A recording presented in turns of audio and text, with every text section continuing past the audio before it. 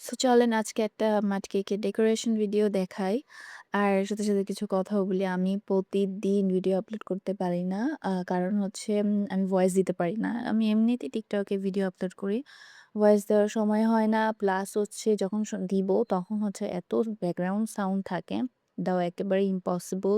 আমার আশেপাশে অনেক কনস্ট্রাকশন এর কাজ চলে। এই পাশে ওই পাশে মানে চারপাশেই কনস্ট্রাকশন এর সাউন্ড থাকবেই, রাত পর্যন্ত থাকে। আর পাশাপাশি হচ্ছে আমার মেয়ে যদি দেখে আমার হাতে ফোন আছে, ঠাস করে টান দিয়ে নিয়ে যাবে। সে আমার হাতে ফোন দেখতে পারবে না। তার কথা হচ্ছে যখন তাকে সময় দিব, তাকেই সময় দিব। আর অন্য কিছুর দিকে নজর দেওয়া যাবে না। ওকে? সো হা অনেক কিছু বলে ফেললাম। আর এখানে হচ্ছে আমি আম চকোলেট গানাশ দিয়ে কেকটা পুরাটা ডেকোরেশন করেছি। ভিতরে চকোলেট গানাশের ফ্রস্টিং ছিল। উপরেও পুরাটাই সেম। মানে আমার ২০২৪ এর যে একটা কেক ডেকোরেশন করেছিলাম, ওইটা দেখেই কাস্টমার আমাকে কেকের অর্ডার দিয়েছিল হুবহু সেম টু সেম করার জন্য। তো আমার যে কাস্টমার অর্ডার করেছিল সে যে মানে তাকে আমি যেরকম মানে আমার মন মতন করে দিলে হতো। তো আমি মনে করছি আপু নিজে অর্ডার করেছে, বাট আপু আরেকজনের জন্য অর্ডার করেছিল।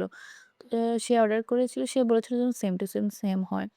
তো আমি এই ডিজাইনটা করার পরে যখন পিকচার দেই, তখন আপু বলে, "আপু ওই পিকচারটার মতো সেম টু সেম কেকটা আমার না, কেক আরেকজনের।"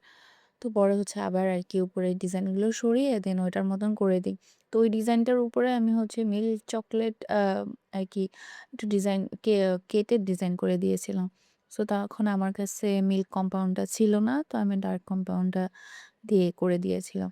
আর এই কেকটার ওয়েট হয়েছিল ৪০০ আ ৬৫ না ৬০ প্লাস সামথিং এরকম, মানে ভিডিও লাস্টেই দেখতে পারবেন। মানে কেকটা অনেক মানে ১ পাউন্ডের কাছাকাছি। এটা কিন্তু ১/২ পাউন্ড একটা ডিমকে করা। তবুও কিন্তু ওয়েট বেড়ে যায়। কারণ এটা হচ্ছে মাড কেক। মাড কেক আপনি ১ পাউন্ড করলেও দেখা যাবে ১.৫ পাউন্ড হয়ে যাবে। ১/২ পাউন্ড করলেও